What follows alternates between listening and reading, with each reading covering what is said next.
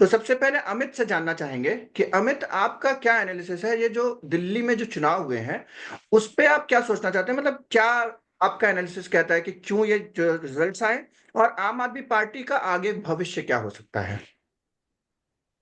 बिल्कुल। पहले तो अगर समरी में बात करें तो तीन मुख्य कारण है मेरे हिसाब से कि क्यों इस तरीके का रिजल्ट आया। आई थिंक स्टार्टिंग से ही केजरीवाल ने ये चुनाव अपने रेफरेंडम के तौर पे बना लिया था कि ये मेरे नाम पे चुनाव हो रहा है, तो लोग या तो केजरीवाल को वोट दे रहे थे या उनके अगेंस्ट दे रहे थे। एंड उन्होंने कई भाषणों में भी ऐसी बात कही। उन्होंने कुछ ऐसे बयान दिए कि मोदी जी जन्म में दिल्ली में मुझे नहीं हरा सकते, तो उन्होंने अपने बारे में चुनाव बना लिया था वो। और वो क्लियरली बैकफायर किया बिकॉज उन्होंने सिर्फ ये चुनाव अपने इर्द गिर्द घुमाया। और कहीं ना कहीं आम आदमी पार्टी भी ऐसी पार्टी बन चुकी है पिछले कुछ सालों में, जो पर्सनालिटी कल्ट है अरविंद केजरीवाल का, उसके अराउंड बन चुकी है। वो आतिशी का सीएम की खड़ा हूं वाला वो सारा एपिसोड, तो वो कहीं ना कहीं दिल्ली की जनता ने उसको समर्थन नहीं दिया, क्लियर है। दूसरा, आप जैसा कि आपने आइडियोलॉजिकल की बात की है, मेरे हिसाब से अब दो पक्ष हो चुके हैं। या तो आप एक एंड ऑफ स्पेक्ट्रम में है या दूसरे, और कुछ फ्लोटिंग वोटर्स हैं। वो दोनों धड़े के वोटर फिक्स हैं, और वो जो फ्लोटिंग वोटर जिस तरफ चले जाते हैं वो चुनाव जीत जाता है। बीजेपी को 40-45% वोट हर जगह मिल रहे हैं, ऑपोजिशन को भी 40-45% वोट मिल रहे हैं, और जो बचे हुए 20% है इधर से उधर जो स्विंग करते हैं, वो किसी भी रीजन की वजह से स्विंग कर जाते हैं। वो यमुना में गंदा पानी की वजह से भी स्विंग कर जाते हैं, पोल्यूशन की वजह से भी स्विंग कर जाते हैं, पॉलिसी पैरालिसिस की वजह से स्विंग कर जाते हैं, कोई उनको बूथ पे भी लेके आ गया उसकी वजह से भी स्विंग कर जाते हैं। तो बहुत सारे रीजंस हैं। तीसरा, मेरे हिसाब से ऑपोजिशन, वाइल आई नो काफी कांग्रेसी खुश हो रहे हैं, लेकिन मेरे हिसाब से तो ये कलेक्टिव ऑपोजिशन की एक बड़ी हार है। क्योंकि आप देखिए कि बीजेपी ने बहुत बढ़िया कोर्स करेक्शन किया है पोस्ट 24 लोकसभा, जो हार नहीं थी लेकिन क्लियरली सेट बैक था। उसके बाद उन्होंने कोर्स करेक्शन किया और उन्होंने मेक श्योर किया कि जो लर्निंग है उस सेटबैक से वो उसको इम्प्लीमेंट करें। जो वोटर्स उनसे अलग हो गए थे उनको वापस लेके आए, और on ground RSS super active हो गया है उसके बाद से, उसके साथ भी मिलके चल रहे हैं। तो ये तीनों बड़े कारण है मेरे हिसाब से इस दिल्ली डिबेकल के। बेसिकली 2024 तो मैं मुझे भी अभी लगता है कि it's a kind of a fluke, और जो कि एक तरीके से एक मुद्दा सा बनता चला गया। शायद एक बार, कई बार होता है ना कि आप कुछ सांप्रदायिक मुद्दों के ऊपर चुनाव लड़ने का प्रयास करते हैं, और वो कई बार जो होता है पब्लिक उससे अपने आप को उस तरीके से जोड़ नहीं पाती है, या फिर ज्यादा इंथुजियास्टिक तरीके से। एक तरीके से कहा जाता है विपक्ष का जो वोट था 2024 में काफी लामबंद होकर विपक्ष के साथ खड़ा हुआ, जो एक रिजल्ट दे करके गया। लेकिन उस तरीके से विपक्ष जो है तो वो परफॉर्मेंस नहीं दे पाया। आपका बिल्कुल सही सोचना है। लेकिन एक और बात है अमित, यहाँ पे एक बात सोचनी जरूरी है कि कांग्रेस क्यों खुश है, वो तो उसके अलग रीजंस हैं। कांग्रेस खुश इसलिए है क्योंकि at the end of the day Congress को यही लगता है कि अन्ना हजारे और अरविंद केजरीवाल के आंदोलन की वजह से जो दिल्ली की सरकार और उनकी केंद्र की सरकार को सबसे बड़ा धक्का पहुंचा था। क्योंकि अगर ये आंदोलन जो है तो किसी और का होता, मतलब मेरा भी पॉइंट ऑफ व्यू इसमें है कि अगर ये आंदोलन बीजेपी का हो, बीजेपी ने किया होता है, आरएसएस ने किया होता, तो वो जो 44 सीट जैसा परफॉर्मेंस, मतलब one of the worst performance in history of the Congress जो था, वो शायद 44 ना होकर के 110 112 पे होता, जो रिस्पेक्टेबल फिगर था 1996 97 के समय पे। तो ये एक कारण था जिसकी वजह से शायद कांग्रेस के जो कांग्रेस कोर सपोर्टर्स हैं वो आम आदमी पार्टी से उस तरीके से जेलप नहीं कर पा रहे थे। दूसरा रीजन ये भी है कि आम आदमी पार्टी का एक बहुत बड़ा कारण था कि वो समझ नहीं पा रहे थे कि उन्हें मुस्लिमों का वोट तो चाहिए था, लेकिन वो मोस्टली सॉफ्ट हिंदुत्व के कार्ड पे खेल रहे थे।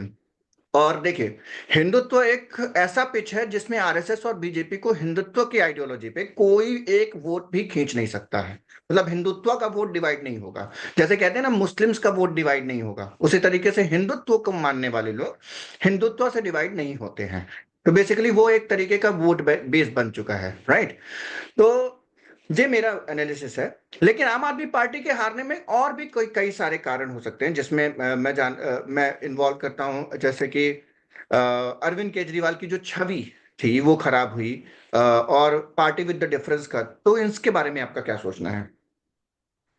नहीं, बिल्कुल वही मैंने कहा कि जो एक प्लान था उनका स्टार्टिंग, जो वो स्टार्टिंग में आए थे तो उन्होंने कहा था मैं सिस्टम बदलूंगा, मैं करप्शन फ्री रखूंगा, और तीसरा उनको यह था कि मैं ग्राउंड लेवल पे चेंजेस लेके आऊंगा। आई थिंक फिर धीरे धीरे उनका ये हो गया कि आई थिंक वो सिस्टम बदलने वाला, वो सिस्टम का पार्ट ही बन गए। कहीं ना कहीं ऑपोजिशन से किसी से भी हाथ मिलाना, जिस जहाँ पे फायदा दिख रहा है, वो पॉलिटिशियन बन गए। मैं सही या गलत नहीं कहूंगा, वो उनका अपना पॉइंट ऑफ व्यू था। दूसरा जो उन्होंने कहा कि मुझे करप्शन फ्री प्लान रखना है, उनके आधे से ज्यादा मिनिस्टर जेल गए, सही गलत वो उस पर चर्चा कर सकते, कोर्ट डिसाइड करेगा, बट वो जेल गए, कहीं ना कहीं घोटाले हुए, कहीं ना कहीं कांग्रेस और बीजेपी दोनों ने उठाए दिल्ली में, तो उस पर भी हानि पहुंची। और तीसरा जो था कि जो वो ऑन ग्राउंड चीजें कर रहे थे, चाहे वो मोहल्ला क्लिनिक हो चाहे वो स्कूलों पे, आई थिंक इवेंचुअली वही बचा उनके पास, वही दो तीन चीजें थी जिसके बारे में वो 10 साल से बात कर रहे थे। और अब जनता को कुछ नया चाहिए, और मेरे हिसाब से उसके वो सभी अब देने के लिए रेडी हैं, जो चाहे उसको फ्री भी कहिए, रेवड़ी कहिए, वेलफेयर स्कीम कहिए, अब हर कोई रेडी है। तो सिर्फ उसके बिना पे आप चुनाव नहीं जीत सकते आप। बेसिकली वही वाली बात हो गई कि जो मोहल्ला क्लिनिक, फ्रीबीज और एक तरीके से स्कूल की बात करी उन्होंने। और इंफ्रास्ट्रक्चर की बात की जाए तो ऐसा कई सारे लोगों का ऐसा कहना था, जो आम आदमी पार्टी के सपोर्टर्स भी थे, कि इंफ्रास्ट्रक्चर पे काम नहीं हुआ, लेकिन उसका कारण है क्योंकि हमें लेफ्टिनेंट गवर्नर ने काम करने नहीं दिया। तो बेसिकली उन्होंने एक्सेप्ट किया कि इंफ्रास्ट्रक्चर पे काम नहीं हुआ। तो बेसिकली जो शीला दीक्षित के समय पे जो काम चालू हुए थे या फिर जो अप्रूव हुए थे गवर्नमेंट की तरफ से, वही काम कंप्लीशन की तरफ पहुंचे, बाकी सारे काम उस तरीके से नहीं हुए। जरूर एजुकेशन सेक्टर में कहा जा सकता है कि उन्होंने काफी बेहतर परफॉर्मेंस दिया। अपूर्व को लाना इसका चाहूंगा। अपूर्व, इसका ये इसका जो उत्तर एक एक रिएक्शन, इसका उत्तर यही हो सकता है कि जब मैं अपने ऑफिस में अच्छा काम करता हूँ तो मेरी वजह से होता है, जब नहीं कर पाता तो चार लोग और जिम्मेदार होते हैं। तो जनता को समझ आता है, हो सकता है सही कह रहे हो, बट जनता के लिए तो आउटपुट मैटर करता है। True true. और आप पॉलिटिशियन है यार, आपको एक जगह का एडमिनिस्ट्रेशन चलाना है। अगर आपको एलजी के साथ प्रॉब्लम हो रही है, तो आपको उनके साथ एक समन्वय बिठाना चाहिए, केंद्र सरकार के साथ समन्वय बिठाना चाहिए। ये तो कई किसी भी स्टेट के साथ प्रॉब्लम हो सकती है। क्या कांग्रेस या बीजेपी रूल्ड स्टेट जो होते हैं, वो जब यूपीए की गवर्नमेंट थी तो बीजेपी रूल्ड स्टेट के लोग जाते थे सेंटर में प्रधानमंत्री से हेल्प मांगने, मनमोहन सिंह से। और वाइस वर्सा, आज भी मोदी जी मिलते हैं। क्या तमिलनाडु के चीफ मिनिस्टर से नहीं मिलते हैं? तेलंगाना से नहीं मिलते? मिलते हैं। और वो हेल्प भी करते हैं जितनी जरूरी होती है। वो तो अलग ही बात वो कर रहे थे।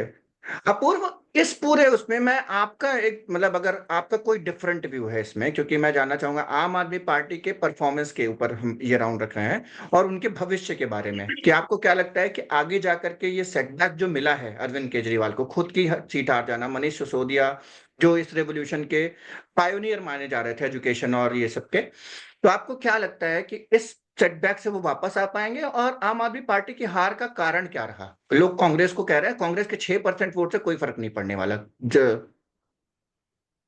राइट। तो मेरा मानना यह है कि जब आम आदमी पार्टी की सरकार बनी थी, तो देखा जाए तो दिल्ली ने बहुत अनप्रेसिडेंटेड सा रूट लिया था कि एक छोटी सी नई पार्टी को सडनली उन्होंने ऑलमोस्ट सारी ही सीटें दे दी थी।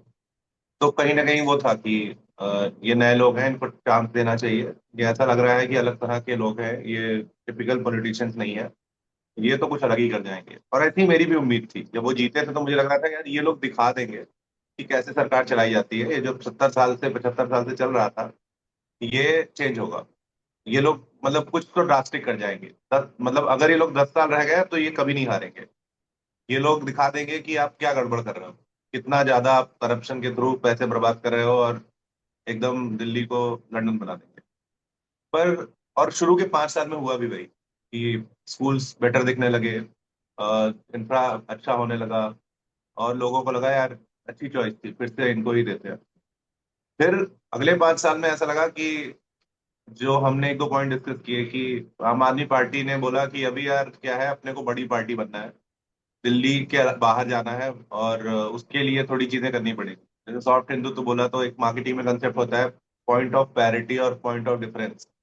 तो पॉइंट ऑफ डिफरेंस हमने अपना काम बना लिया, इंफ्रा बना लिया, स्कूल्स बना लिए। पॉइंट ऑफ पैरिटी रखते हैं कि हमारे जो हिंदू वोटर्स बीजेपी के ना जाए, तो मैं थोड़ा सॉफ्ट हिंदू हो जाता हूँ, और मैं एकदम से जो कहीं भी जाके मैं एस सीएम भी धरने बैठ जाता था, मैं आंदोलन करने लग जाता था, वो सब रोक देते हैं थोड़ा। क्योंकि क्या हो रहा है उससे कि अगर मैं मुस्लिमों के साथ बैठ जाऊंगा तो हिंदुओं के वोट चले जाएंगे, तो मेरे को सारे वोट्स चाहिए, और काम तो मेरा डिफरेंट है ही।